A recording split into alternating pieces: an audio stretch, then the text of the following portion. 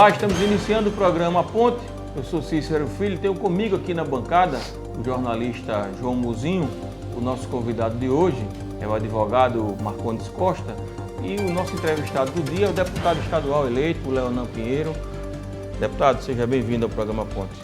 Agradeço o convite de coração, poder falar com a audiência de vocês qualificada que é, e estou pronto aí para as perguntas. O senhor está iniciando uma carreira política como deputado estadual, naturalmente a expectativa é a melhor possível. Que postura pretende adotar no parlamento?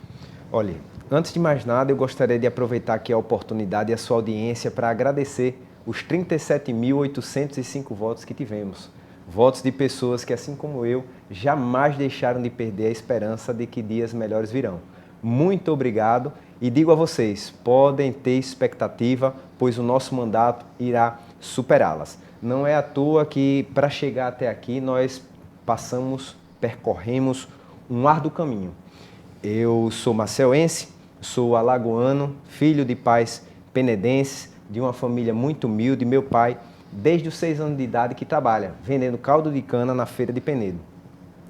E essa base, essa criação me trouxe a gana e a vontade de me superar a cada dia. E foi a partir daí que, graças a Deus, muito novo, fui aprovado em 3º lugar no vestibular de Direito da UFAL. Logo em seguida, assim que concluí a faculdade, com 23 anos de idade, me tornei o delegado de polícia mais jovem desse estado. De lá para cá foram 10 anos de carreira que me deram a notoriedade para disputar uma eleição. E assim, graças a Deus, logramos êxito conseguindo. E hoje, cá estamos, no Parlamento Estadual, com muita vontade de trabalhar, muita disposição, muito ânimo, muita seriedade, responsabilidade e cheio de Deus no coração. A gente sabe que um processo eleitoral envolve uma série de fatores, né, para conseguir ter sucesso. Mas na sua avaliação, qual foi o principal fator que fez com que você tivesse êxito nesse processo eleitoral? Olha, eu acho que foi toda uma conjuntura. Como eu acabei de falar, para chegar até aqui nós passamos por diversas etapas. Eu costumo dizer, eu passei para ser deputado estadual, eu passei por uma prova objetiva de um concurso de delegado de polícia, passei por uma prova subjetiva, passei por um teste físico, passei por um teste psicotécnico, passei por uma experiência jurídica de 10 anos no serviço público, como eu disse, que foi o que me deu notoriedade.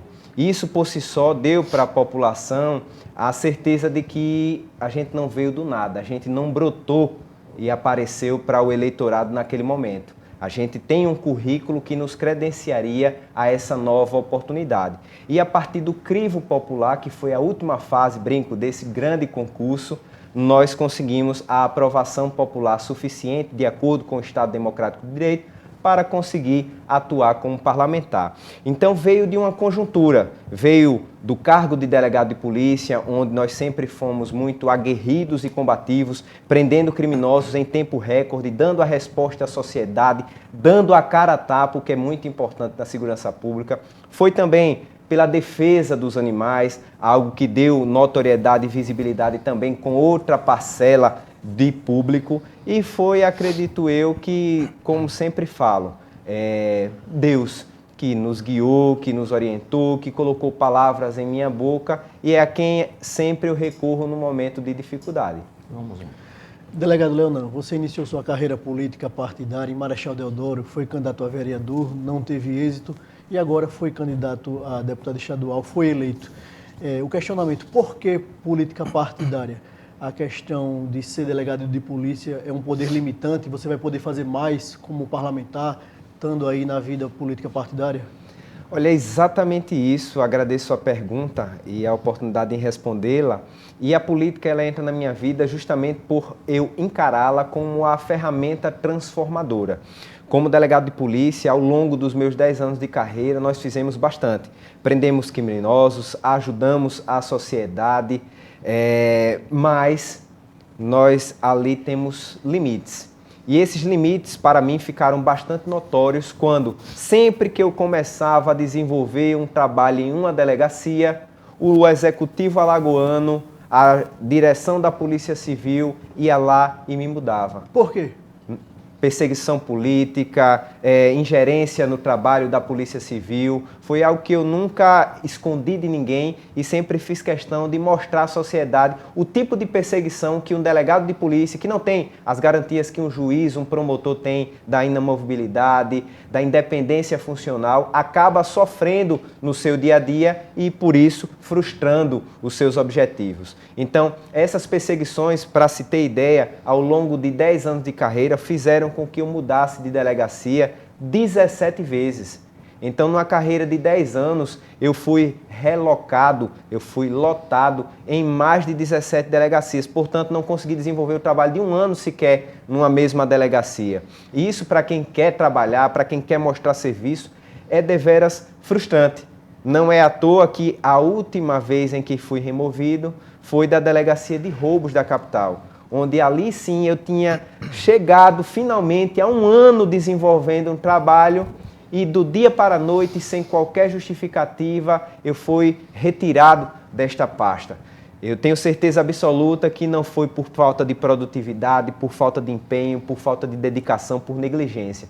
Muito pelo contrário. A gente imagina quais sejam os motivos e dessa vez eu quis tornar público. Tanto que fiz um vídeo, publiquei nas minhas redes sociais, dei várias entrevistas questionando à época o governador, que agora foi reeleito, o porquê da minha saída e até agora estou sem resposta. Mas Deus deu a outra oportunidade de agora, na política, nós podermos fazer mais, além de prender criminosos, além de ajudar a sociedade dentro da esfera policial e bater de frente com o sistema. É algo que eu sempre vou fazer, eu sempre vou lutar pela sociedade com muita coragem. Chamar o debate e já agradecer desde já o advogado, bastante conhecido aqui no Estado pela atuação sempre aguerrida, doutor Marcondes. Muito obrigado, doutor Marcondes. Seja bem-vindo aqui mais uma vez ao programa Ponte. Mestre Cícero, eu que agradeço, né, ao convite, mais um convite aqui de Cícero Filho, Mozinho. É uma satisfação estar aqui para debater com o deputado, né, que desde já parabenizo pela votação expressiva, especialmente em Maceió, né, e estaremos aqui mais uma vez para levar à população alagoana mais informação, né, especificamente sobre um tema que interessa a tantos. Se a gente rememorar a um curto prazo passado, né, pouca gente se interessava por política, ninguém sabia o nome de senador, né, de vice-presidente, de líder de bancada, presidente do Congresso Nacional. E hoje, com esse turbilhão, né, de informações, essa guerra nas redes sociais, um ponto positivo a gente pode tirar, né, que é, pelo menos as pessoas estão pesquisando. Ainda algumas buscando informações inverídicas, incorretas, mas já estão pesquisando, já estão sabendo, se interessando mais por política. Eu acho que, nesse ponto especificamente, é um avanço. E uma pergunta em relação ao deputado, Tomás? Tem, deputado. Primeiro, como disse, parabéns pela eleição, pela expressiva votação. O senhor chega gabaritado ao parlamento alagoano, né? Mas veja, o senhor repetiu várias vezes, óbvio que um dos motivos do seu êxito é a sua profissão, né? Rede social, a visibilidade, né? Com que o senhor tratou.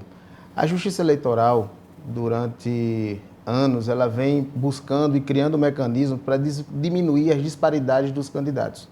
Ou seja, aqueles mais ricos, eles possam, né, pelo menos do campo do DVC, eles se igualar aos mais pobres para que todo mundo, dentro das suas possibilidades, tenham condições parecidas na disputa de um pleito eleitoral.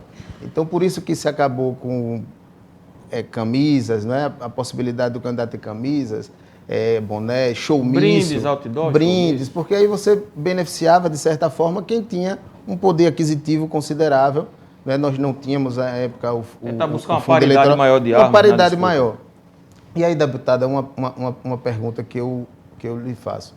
O senhor não acredita que saiu na frente da maioria dos candidatos por utilizar a estrutura do Estado como delegado de polícia para concorrer a um pleito? De maneira nenhuma. Olha, eu acredito que muito bacana seria se todos os cidadãos, se todos os servidores públicos se utilizassem do trabalho para ganhar visibilidade. Essa competição saudável, ela só iria trazer benefícios à sociedade. Acredito que você viu nessa eleição que tiveram outros delegados de polícia que foram candidatos também.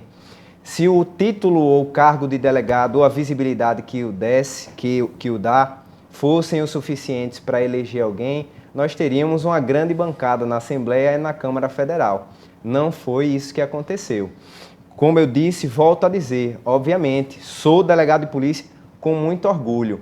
E o que a gente deve buscar na bancada do Parlamento Estadual, do Parlamento Federal, nos executivos respectivos, são pessoas de bem, gabaritadas. O que nós devemos estranhar, e aí, doutor, eu lhe faço esse questionamento de volta, poxa, ainda vejo na política que tem muito ladrão, ainda vejo na política que tem muito bandido. Então, quanto mais delegados de polícia tiver, melhor para a gente reequilibrar essa balança. Eu acredito muito no futuro da nação, eu tenho bastante fé em Deus e muita coragem para combater o sistema. E é exatamente essa minha meta lá dentro, é o combate à corrupção para colocar de volta nos rumos, no eixo correto, o nosso Estado. E é esse meu compromisso com as pessoas. Então, obviamente, sou delegado de polícia, com muito orgulho, faço questão de enaltecer, pois foi muito difícil passar nessa prova. Foram noites de sono perdida, foram madrugadas chorando. Eu fui fazer a prova de delegado de polícia com 52 quilos. Eu pesava 52 quilos no dia da prova. Sabe o que é isso? Porque eu não economizava para não perder tempo fazendo refeições. Eu só fazia 2, 3 refeições no dia. Era o café, o almoço, engolia ligeiro, não conversava com ninguém e a ceia lá no final da noite, para não perder tempo e continuar ali com a bunda na cadeira estudando. Então, sou muito grato a Deus pela oportunidade que Ele me deu de ter um lar, de ter uma família, de ter tempo e condições de estudar, e me empenhei por isso, para dar a Ele a resposta que Ele espera de um filho: empenho, trabalho e dedicação.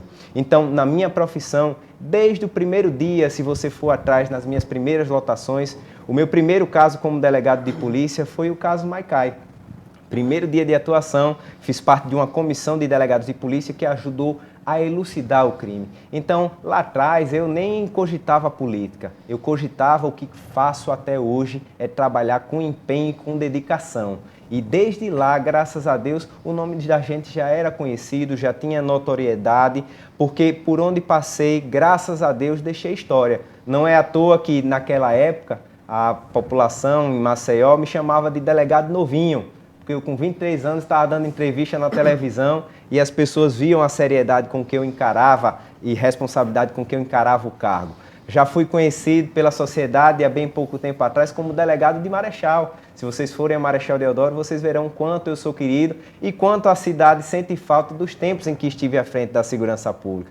Agora há pouco estou sendo conhecido como delegado dos animais, porque fui lotado na Delegacia de Crimes Ambientais. E hoje tenho certeza que em todo o estado de Alagoas, aquela pessoa que pensa ou presencia o crime de maus-tratos sabe que o delegado Leonan estará ali para aplicar a reprimenda penal. E eu quero agora, nesse novo desafio, ser reconhecido como um deputado estadual diferente, um deputado estadual sério. E é por isso que já no primeiro dia de atuação protocolei 187 projetos de lei. A Assembleia Legislativa entrou agora em 15 dias de recesso, mas eu não quero férias não, eu quero trabalhar e mostrar resultado. E é isso que nós vamos fazer, mostrar para o povo alagoano que quando se tem vontade e determinação, nós superamos qualquer adversidade. Pegando a deixa do Dr. Marcondes, o deputado, o senhor falou que quanto mais deputados, melhor, né, na Assembleia. Acho que quanto mais pessoas bem intencionadas, melhor, né, independentemente de ser deputado ou não.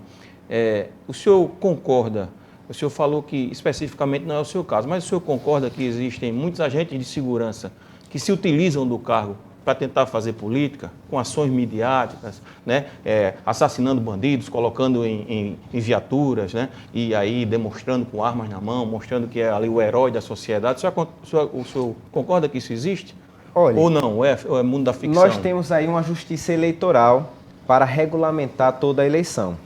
Se nós temos candidatos que foram eleitos dessa forma ou de forma diferente, passa-se por um crivo eleitoral. Mas sua opinião pessoal, o senhor admite que isso existe? Olha, de verdade, não acredito que existe. O que eu vejo e enxergo, eu tenho certeza que toda essa bancada sabe disso, é que tem políticos que se elegem sem fazer propaganda, sem mostrar trabalho, sem mostrar resultado, comprando voto e fazendo cadastro. Lamentavelmente, é uma verdade, lamentavelmente. Deputado, você falou em 2 oportunidades aqui no programa em combater o sistema. Combater o sistema é algo complexo, vamos dizer assim. Você é filiado à União Brasil, que tem como principal líder o deputado federal Arthur Lira, que tem como seu presidente um dos seus aliados mais próximos. E também você esteve recentemente com o deputado estadual, o presidente da Assembleia Legislativa, Marcelo Vitor. Está afiliado à União Brasil, do Arthur Lira, está em tratativas para fazer parte da bancada do Marcelo Vitor. Não se trata de fazer parte do sistema? Não, de forma alguma. Olha, nós temos que ser sábios. Política não se faz sozinho. A gente precisa de sabedoria e é o que eu peço a Deus todo santo dia para dialogar com os meus pares e, consequentemente, ter os nossos objetivos concretizados. Eu faço parte de um legislativo estadual. Eu não tenho poder de decisão sozinho. Eu preciso dos meus pares. E é por isso que eu estou chegando agora, como você falou no início, é meu primeiro mandato, ouvindo mais e falando menos. Eu tenho muito a aprender e, obviamente, humildade o suficiente para chegar pisando em ovos. Então, eu estou dialogando bastante. Você falou sobre o Arthur Lira. Não conheço o Arthur Lira, não tive conversa pessoal com o Arthur Lira e, para mim, o União Brasil tem como presidente o deputado federal Luciano Bivar. Inclusive, eu tenho acesso, já tive algumas conversas e agora aproveito... E, por sinal, pesa sobre ele também acusações, né? De malfeitos, né? Desconheço, sendo bem sincero mesmo, senão até já entraria no mérito. Mas ele é que é o presidente do meu partido. Mas aí volto a dizer, deixa a oportunidade para questionar. Infelizmente, para se eleger no nosso país, nós temos que estar filiados a um partido político. Então, você tem hoje partidos que possuem rótulos, nós temos hoje partidos que são de caciques políticos. Então, infelizmente, nós não temos ainda hoje como fugir desse sistema. O Luciano Cavalcante, assessor do Arthur Lira, não é o presidente do União Brasil em Alagoas, deputado? Luciano, perfeito. Presidente era, né? Na verdade, acho que está em transição. Mas você recebeu o convite para ser candidato a deputado, ele era o presidente da União Brasil? Não recebi convite para ser candidato. Eu que fui lá, procurei um partido, vi que estava em âmbito federal numa posição de certa neutralidade e vi ali a oportunidade de nós nos elegermos. Mas sobre esse tema ainda, João, que eu acho Queria eu ter sido convidado, facilitaria muito o processo eleitoral da gente, mas nós somos com a cara e com a coragem, desbravando a floresta, contra tudo e contra todos, mas do lado de Deus e do povo alagoano. Esse tema ainda sobre enfrentar o sistema que o senhor falou, eu acho importante. O senhor reconhece que, como deputado que está chegando agora, que não tem como aprovar nada sozinho, que precisa do apoio dos seus pares. Então, como o senhor pretende enfrentar o sistema? Volto a dizer, com muita fé em Deus, com muita humildade e com muito trabalho. Não é uma tarefa fácil e nós não faremos isso da noite para o dia. Mas quem já está acompanhando o início do nosso mandato está vendo a forma como nós iremos trabalhar. Primeiro dia de atuação, nós protocolamos 187 projetos de lei voltados a todas as áreas do alagoano. Saúde, segurança, educação, geração de emprego, apoio ao empreendedorismo, incentivos onde é necessário incentivar e estender a mão do Estado àqueles que mais necessitam. Além disso, como dito, a Assembleia Legislativa entrou em 15 dias de recesso, né? E o que foi que eu fiz? Aproveitei esse período para ir a Brasília, buscar mais recursos e mais ideias para o nosso Estado. E lá, graças a Deus, fomos muito bem recebidos por parlamentares, amigos e colegas eleitos deputados federais de outros estados que somaram muito para Alagoas. Nós vamos trazer aqui, por exemplo, aplicativos que tem no estado do Amazonas, que lá são extremamente importantes e eu tenho certeza que lograrão êxito no âmbito aqui do estado de Alagoas, como o asfaltômetro e o buracômetro. Tem aplicativos nesse viés também que nós iremos trazer para o cidadão como plataforma e ferramenta. Para a gente encerrar esse tema, deputado, para a gente passar para outras pautas, é possível, eu vou reformular a pergunta, já que o senhor não me respondeu objetivamente, se iria enfrentar o sistema. Respondo objetivamente, sim, vou enfrentar o sistema. É possível enfrentar o sistema? Então como o senhor irá enfrentar, já que admite? Volto a dizer, com muita paciência. Isso não se resolve da noite para o dia. Queria eu que nós tivéssemos uma fórmula mágica ou um cálculo matemático para eu lhe dar essa resposta como um número. Infelizmente, nós sabemos que não é assim. Só se vocês vivem num mundo de conto de fadas. Nós estamos Não, a gente vive tanto no mundo real, deputado, que a gente sabe da dificuldade de se enfrentar o sistema e que essa disposição não fique só no discurso, né? Exato. Porque eu acho que quando a gente admite que vai enfrentar o sistema, ele tem que ir para além, né? Da narrativa, né? E você viu ontem nas minhas redes sociais que eu publiquei um vídeo batendo veementemente no governo do estado de Alagoas, que está, como todos estão sentindo, em crises na saúde, na educação e na segurança. Nós manteremos a nossa postura firme, independente e do lado do povo.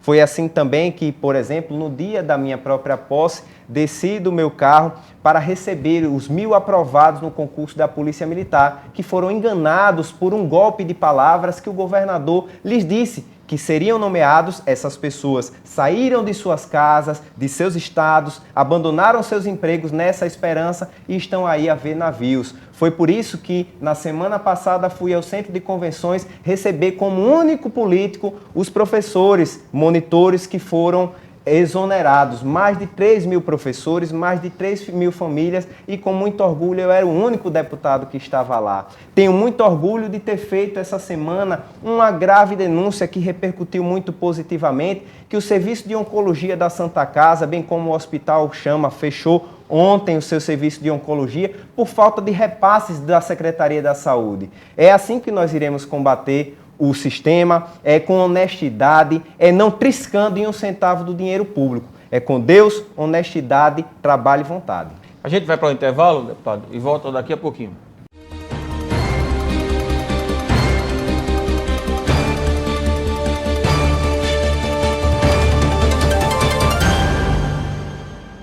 Somos mais de 3 milhões de alagoanos pensando e construindo opiniões com base nas informações que não param de chegar. Hoje são bilhões de mensagens e notícias que nem sempre trazem a verdade. A Folha de Alagoas traz jornalismo de verdade, tem compromisso com a apuração dos fatos e lançou novas ferramentas. Além do portal folhadealagoas.com.br e do semanário impresso, agora você também conta com a versão digital do jornal e tem tudo disponível através de um app. Baixe o app Folha de Alagoas na Play Store e tenha segurança dos fatos. Em tempos de fake, valorize a verdade. Assine Folha de Alagoas.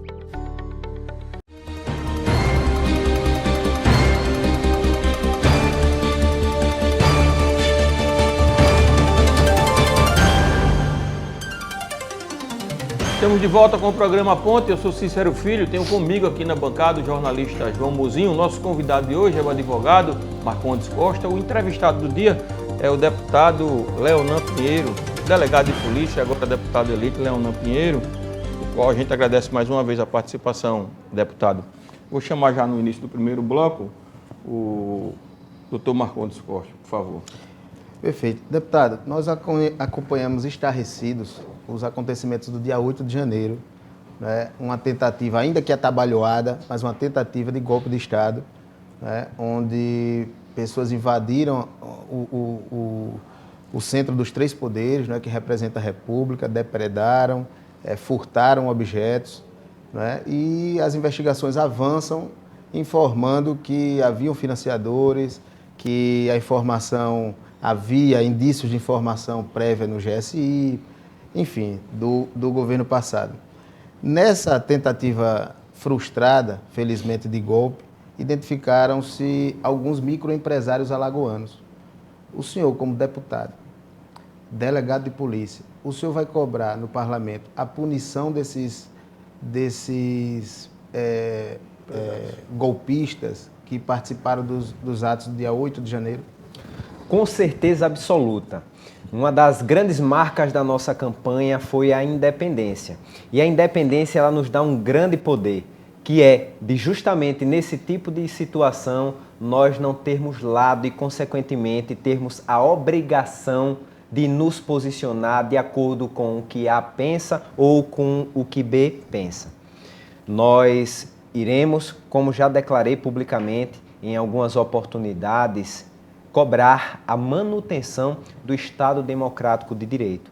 E aquele que descumpre a lei, comete uma transgressão penal, um crime, uma contravenção penal, ele deverá sujeitar-se às penas da lei. E como delegado de polícia, sempre estarei aqui lutando na defesa da legalidade, no cumprimento dos ditames legais, para que assim nós possamos viver harmonicamente. Então, obviamente, da minha parte não faltará empenho, obviamente isso é algo que é mais propriamente debatido em âmbito federal, mas já que aqui estou sendo perguntado sobre o tema, eu quero que a lei seja aplicada para todos. Qual a sua avaliação em relação a esse episódio, deputado? É um episódio trágico, infelizmente deixou o nosso país muito mal visto, internacionalmente falando, no estrangeiro. Nós sofremos muito e ainda estamos nos curando. E essa cura passará pela responsabilização penal dos envolvidos, por uma investigação árdua para saber quem estava financiando, quem patrocinou, quem incentivou e, consequentemente, para que assim nós possamos superar esse episódio. É com um olhar de tristeza que eu enxerguei o ocorrido, mas é com um olhar de esperança que eu vejo que as coisas podem caminhar. Deputado, voltando à questão da política local, você esteve com o presidente Marcelo Vitor, da Assembleia Legislativa. Você pode falar um pouco do que foi tratado, se você vai fazer parte da bancada do governo? O que é que você pode falar um pouco sobre esse encontro? Olha, o Marcelo Vitor, assim como os outros 25 deputados estaduais, é um deputado estadual. Hoje ele é reconduzido o presidente da casa, da qual eu faço parte. Você votou nele para presidente? Votei nele por ele ser o atual, na verdade, o atual presidente, e foi uma eleição onde eu estava basicamente só. Então nós temos que ser inteligentes. E pedi a Deus sabedoria e fui orientado a realmente agir dessa forma, com muita paciência, com muita tranquilidade, para nós não colocarmos os carros na frente dos bois. Tive uma conversa, obviamente, com ele, uma conversa de boas-vindas, né?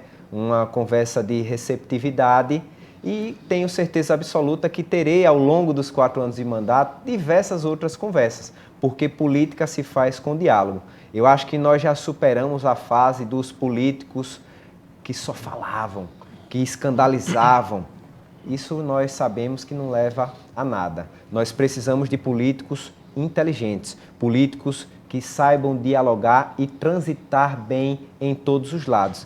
E acredito que assim nós estamos fazendo. Nós estamos dialogando bem, nós temos livre acesso a todos os políticos e acredito que dessa forma, no final dos 4 anos de mandato, nós poderemos olhar para trás e dizer que fizemos tudo aquilo que os alagoanos esperavam de nós. Você nos trouxe a informação e foi veiculado na imprensa, Leonardo, que protocolou já no início, né, da atividade 187 projetos de lei, né? É um número grande, naturalmente. Desse número, qual projeto ou quais projetos você destaca como mais importantes? Olha, uma pergunta extremamente difícil, né? São 187 projetos de lei. Do dia do resultado da eleição até o dia do pleito, até o dia da posse, eu tive 2 grandes preocupações. A primeira, agradecer, né? Agradecer a Deus, agradecer as pessoas que me deram essa oportunidade. Então, onde eu passei com o trio elétrico pedindo voto, eu fiz questão de ir de novo com o trio elétrico agradecendo. Eu estava exausto, cansado, suado, mas eu fiz questão de fazer isso porque a gratidão é uma dádiva do ser humano. E minha outra preocupação foi me empenhar em já mostrar resultado aos alagoanos desde o primeiro dia. E foi por isso que me reuni com uma equipe técnica de advogados, de doutores em algumas áreas da ciência, para nós elaborarmos projetos de lei que fossem necessários aos alagoanos. E foi aí que chegamos no montante de 187. Cada projeto é uma história, cada projeto tem uma sensibilidade. Cada projeto visa a um objetivo diferente. Então, não posso aqui lhe pontuar como o grande projeto, mas posso citar exemplificativamente aqui alguns deles, o que, obviamente, não o coloca em posição hierárquica aos demais. Podemos citar aqui, por exemplo, o nosso grande projeto de buscar a construção de hospitais públicos veterinários aqui em Maceió e em algumas cidades do interior. Nós temos projetos voltados, por exemplo, também à segurança pública dos motoristas de aplicativo, a valorização dos servidores da segurança pública. Nós temos projetos também que visam a defesa da mulher, buscando combater a violência doméstica, dando mais suporte àquelas que são vítimas de violência doméstica. Nós temos aqui projetos voltados à educação, à valorização do professor, à valorização do aluno. Nós temos projetos voltados à erradicação da fome e da pobreza. Então, assim, seria muito mesquinho da minha parte eu dizer que um desses é o meu xodó. Eu vejo, na verdade, que para cada um desses eu irei me empenhar muito para que sejam aprovados.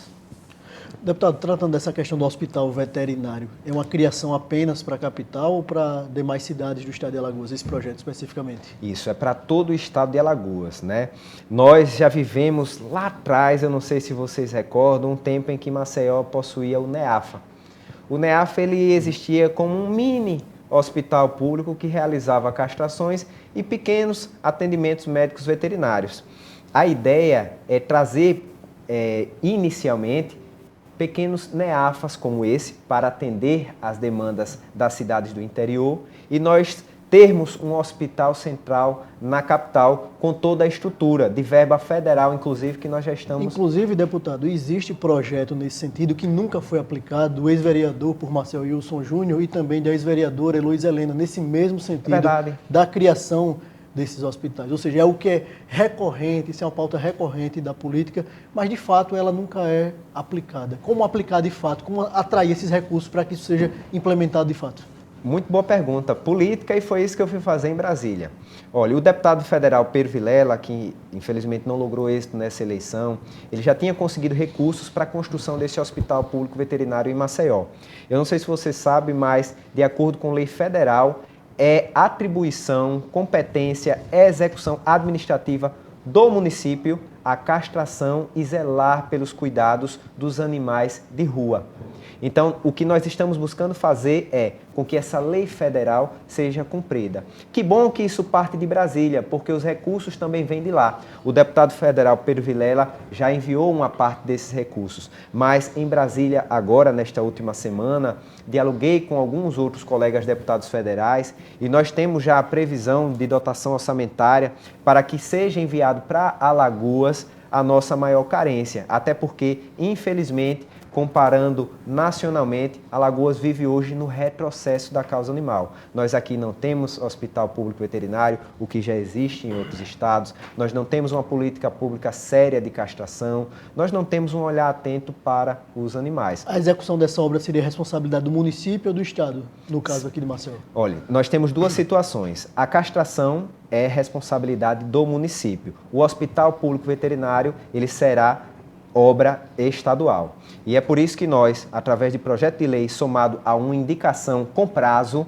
enviamos ao Executivo do Estado de Alagoas, ao Governo do Estado de Alagoas, prazo para que esse hospital público seja construído. Até porque, se não for construído, há um descumprimento, não só da minha indicação, mas do que está previsto em lei federal.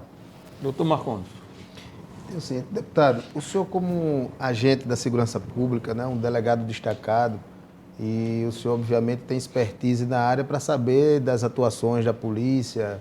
E agora, como deputado, a pergunta que lhe faço é a seguinte: sobre as câmeras nos uniformes dos policiais, que já existe projeto tramitando em Brasília, alguns estados adotaram o exemplo de São Paulo. O senhor vai defender isso aqui no parlamento? Olha, aqui em Alagoas nós sempre iremos defender aquilo que for de importante para a população. Como delegado de polícia, há 10 anos atuando nesta profissão, eu tenho muito orgulho de dizer que sou o delegado de polícia em Alagoas que mais prendeu bandidos. Só para citar um exemplo, em Marechal Deodoro, nós realizamos 181 prisões. tenho muito orgulho de dizer que jamais fabriquei um culpado, prendi um inocente. Sempre as nossas prisões foram referendadas pelo judiciário. E tenho mais orgulho ainda de dizer que jamais precisei, durante a atividade policial, ceifar uma vida. Nunca fui o delegado de polícia do popular jargão, bandido bom é bandido morto. Para mim, quem tem o direito de tirar uma vida é só Deus. Então, sempre procurei exercer a minha atividade dentro do que está expresso na lei. Obviamente, digo, se fosse necessário, eu não iria também sacrificar a minha vida. Numa legítima defesa real, estaria assim apto e pronto para assim fazer. E é por isso, como um bom delegado de polícia, que sempre prezou pela honestidade, que eu defendo sim que os policiais devem ter em seu aparato câmeras. Porque isso é importante também para que nós não venhamos a sofrer o que eu sofri, que são as injustiças. Então, quanto mais subsídios você tiver para, numa situação desta, mostrar a realidade dos fatos, melhor. Que o policial age com correição, né? Eu acho que ele não teria nenhuma dificuldade de... Exatamente. Olha, quem anda na linha, defende. Aí, deputado, me permita, aproveitando esse ensejo, desses 187 projetos, tem algum que o senhor fez alguma indicação, ou algum projeto de lei que tenta instituir as câmeras nos uniformes dos policiais?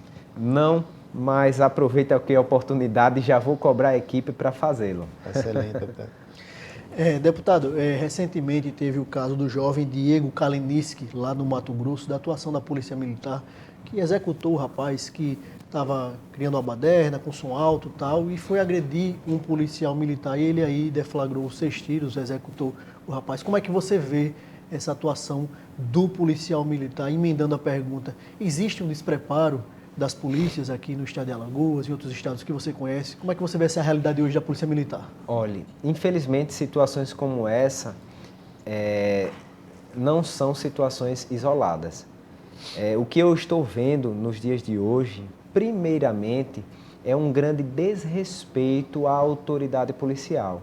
Tenho certeza que se a população passasse a respeitar os policiais, desdobramentos trágicos como esse não aconteceriam. Mas, óbvio... Respeito é a via de mão dupla também. Sim, né, claro, com certeza.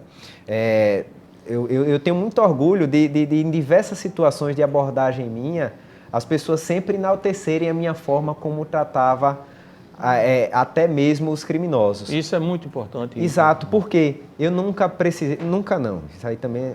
Mas eu não em preciso regra, né? necessariamente falar mais alto, xingar, humilhar, para que eu tenha a minha voz ouvida. Quando você age corretamente, a voz, em tom normal, ela é ouvida e obedecida, porque nós ali estamos representando o Estado. Aí nesse caso específico que o João falou, o senhor como um especialista, né, na segurança pública, o senhor acha que poderia ter sido evitado? Houve um excesso ali por parte do policial? Se questiona muito, por exemplo, ele não poderia ter atirado nos membros inferiores, né, para conter aquela agressão que parecia, assim, injusta, iminente, né? Talvez até ele poderia entrar ali no legítima defesa, no 25, né, do Código Penal, mas fala em usar os meios necessários moderadamente, não é? O que eu acho que houve ali, Marcondes, o senhor que é especialista na área penal, eu acho que sai um pouco do aspecto moderado, né? Quando você dá 6 tiros, né, numa região fatal, do tórax para a cabeça, não é? Eu acho que aí ultrapassou o limite, né? Porque, naturalmente, o jovem, a gente percebe, o agressor, ele partia em direção ao policial, ele estava totalmente errado, né? Desequilibrado, fora de si, muito claramente, estava errado, precisava ser contido. Acho até que o policial deveria fazer uso da arma. O que se discute é a forma como foi usada. A sua opinião? Olha, eu volto a dizer, nós temos que partir da premissa que o policial não saiu de casa para matar. O policial militar não efetuou 6 disparos do nada.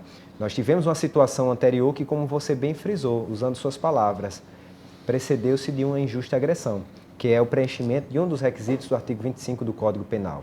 Mas, obviamente, nós temos o outro lado. 6 disparos, nós, na atividade policial, sabemos que é já um excesso. O policial, numa situação dessas, até usando armamentos de grosso calibre, metralhadoras, ele tem os disparos de contenção. Tanto é que, por exemplo, os nossos equipamentos eles são previamente preparados para não haver rajadas. Isso é coisa de criminoso, isso é coisa de quem se excede. O policial ele dá disparos conscientes.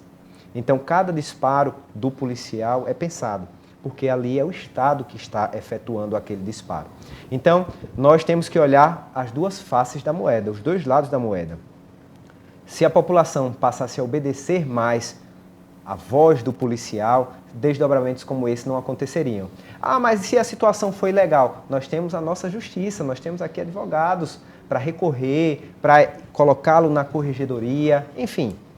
Obviamente também nós temos que ter na atividade policial muita prudência, para que nós não venhamos nos contaminar na situação com os sentimentos pessoais, porque ali estamos representando o Estado. Deputado, um projeto seu que me chamou a atenção é a questão da tatuagem para quem sofra alguma violência doméstica. Como esse projeto se dá de fato? Você pode detalhar um pouco ele? Como se daria a contratação desses tatuadores? Seria um trabalho voluntário? Como é que isso iria funcionar? Olha, esse projeto é muito bonito. Eu fui homenageado ano passado pela ABMCJ, que defende as mulheres nacionalmente. Tenho muito apreço à defesa da mulher e um dos pedidos feitos por elas foi um olhar mais atento às vítimas. Nós, infelizmente, vemos que existem mulheres vítimas de violência doméstica que, em razão delas, deixam marcas, cicatrizes, lesões que elas poderão carregar para o resto de suas vidas. E com vergonha, né? Ainda lembrando de tudo, né? Já tem um sentimento ruim, né? Exatamente. Então, se o Estado tem a possibilidade de estender a mão a essas vítimas, para que, de certa forma, obviamente, não apagará a dor e o sofrimento que elas carregarão consigo para o resto da vida, mas do constrangimento de ter que explicar o que foi aquela cicatriz, o que foi aquele arranhão, o que é aquele roxo, o que é aquela marca que a violência lhe deixou, já é algo que nós podemos fazer. E o projeto de lei, ele vem... É uma forma interessante de minimizar essa dor. Como o senhor falou, deputado, não vai conseguir apagar, mas eu acho que minimizar, é importante. Exato. Então, assim, nós, enquanto Estado, nós devemos ter esse olhar sensível a todos e atendendo esse pedido, né, de algumas amigas que estão bastante mergulhadas e envolvidas na defesa da mulher, foi que nós decidimos apresentar este projeto. Chegamos ao final do nosso programa, o tempo é curto, lamentavelmente, estava um bom debate, né? Como tem que ser, né? Com temas polêmicos, com divergências, né? Mas importante para que as pessoas possam ouvir, né? Uma pessoa pública precisa, né? Falar com as pessoas, enfim. Agradeço aqui ao nosso convidado, o Marcondes Costa, mais uma vez. Eu que agradeço, Cícero, Mozinho, todo o pessoal da produção. É sempre um prazer estar aqui, né? E estarei sempre que convidado, porque, repito, é uma satisfação estar com vocês. Agradeço mais uma vez também ao deputado Leonan Pinheiro, desejando sucesso, boa sorte na sua nova atividade. Deputado, obrigado. Eu que agradeço as perguntas que foram feitas, doutor Marcondes, Mozinho, Cícero Filho. Me senti muito à vontade aqui hoje, estou aberto a novos convites e agradeço a você que nos assistiu até agora. Muito obrigado e que Deus abençoe. Meu companheiro de bancada, João Mozinho, obrigado. Obrigado, Cícero. Obrigado, deputado Leonan. Obrigado, doutor Marcondes. E até o próximo final de semana. Obrigado a você pela audiência. Até o próximo sábado.